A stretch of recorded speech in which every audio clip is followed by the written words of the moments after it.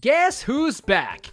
Me! And I'm ready to once again save Mario's reputation, because as you might already know, Mario's not a hero and loves to attack everything that stands in his way. And the thing is, violence is never the answer, which is why I try to beat Mario games without using violence. The rules are simple.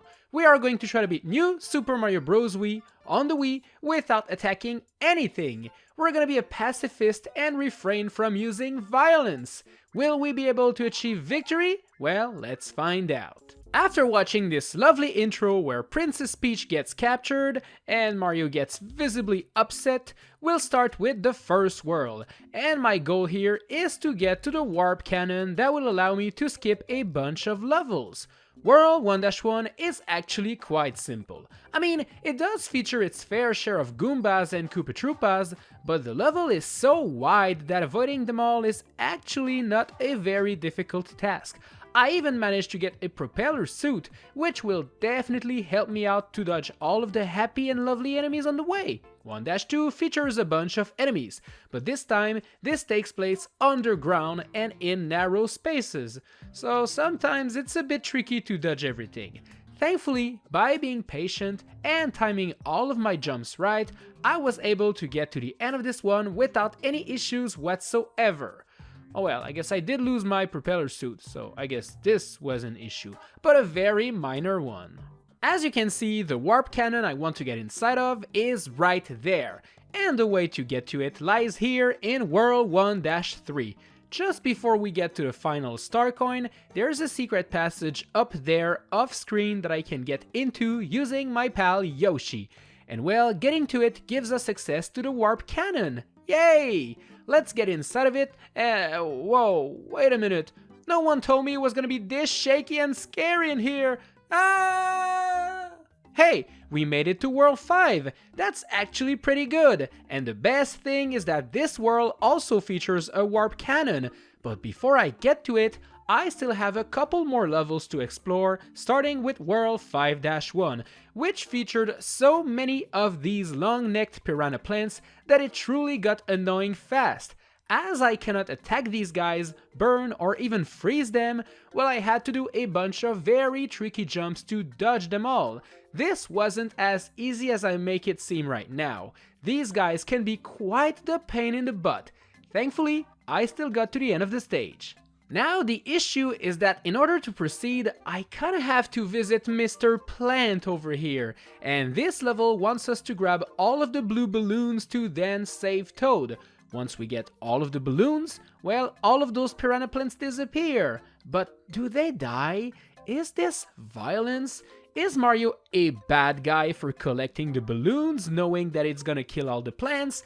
This is a bit complicated, isn't it? I mean, those plants are gone, but Mario never actually touched them, but also he's the one that collected the balloon that killed them. You know what? This philosophical question is too confusing for me, and I can't give a straight answer, which is why I decided to find another solution. By going back to 5-1 and beating the level a second time, we can get Mr. Plant to move down and the path to slightly change. This allows me to just use the top path and dodge the plant level. Hey, well that's good. No need to wonder if collecting blue balloons is violent now, do we? 5-2 is full of giant wigglers, and we do have to bounce on them from time to time, but as they do not turn red and angry, this definitely doesn't hurt them, so it's not violent at all. 5-Tower is up, and it does feature a few evil dry bones to avoid on the way to the top, but it's not a big deal. What is going to be a bigger issue is the fact that once we get inside of that big red door, we are put face to face with a boss. A boss that we have to fight. A fight that we have to resolve using violence. Ugh. Well, that sucks. We do have to defeat Iggy if we want to clear the stage, and we do have to jump on his head 3 times to do it.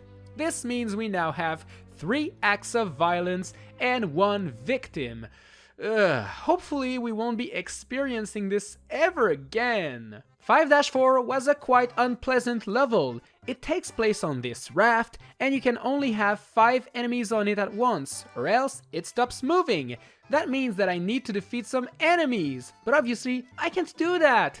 Luckily, most of the enemies are either green Koopa Troopas or Goombas, and both these guys will just end up walking off the raft by themselves, clearing up some space for me.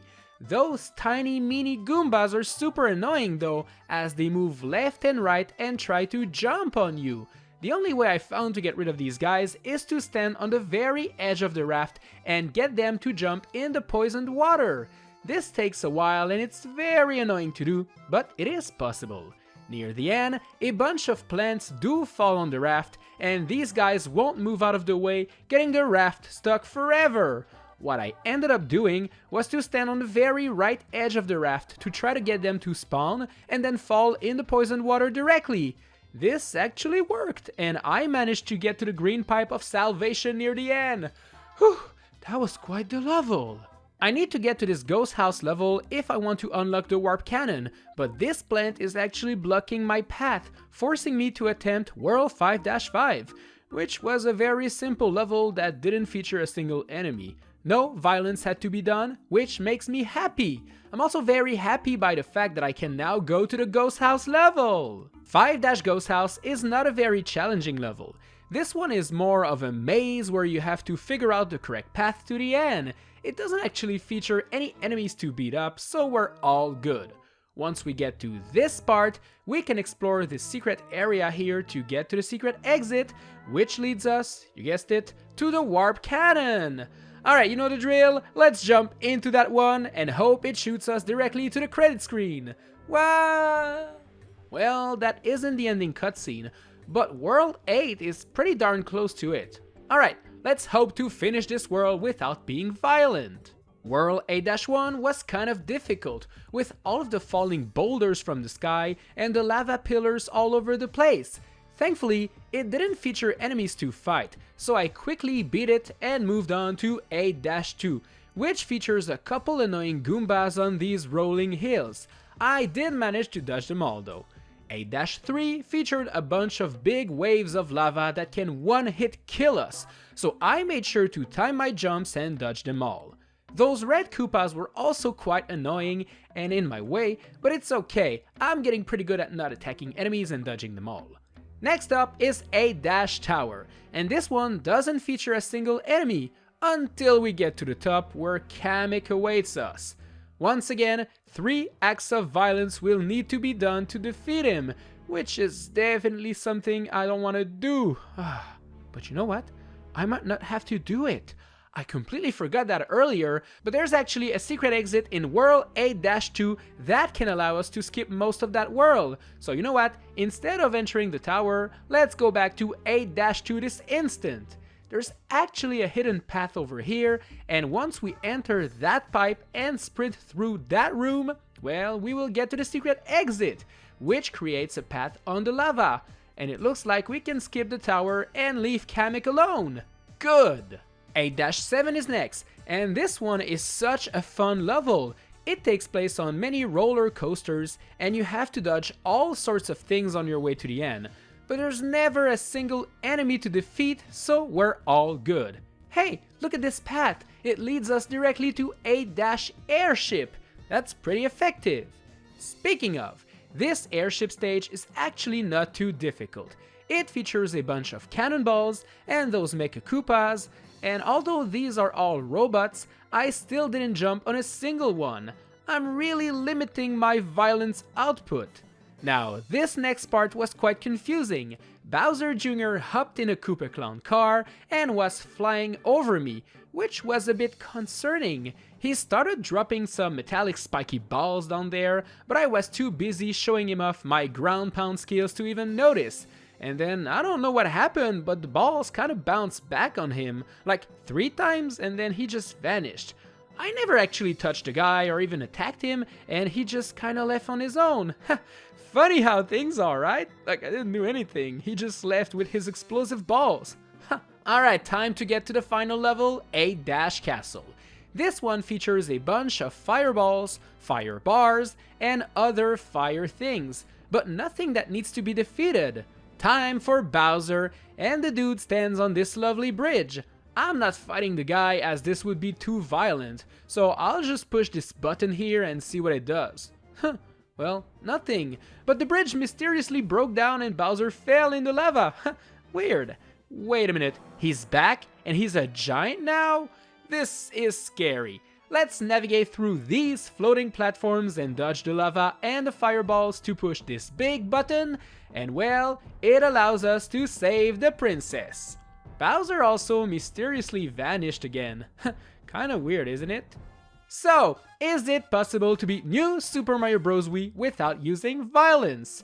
No, it isn't. We did have to beat up one guy, and it's Iggy in World 5-Tower. It took us 3 acts of violence to do so.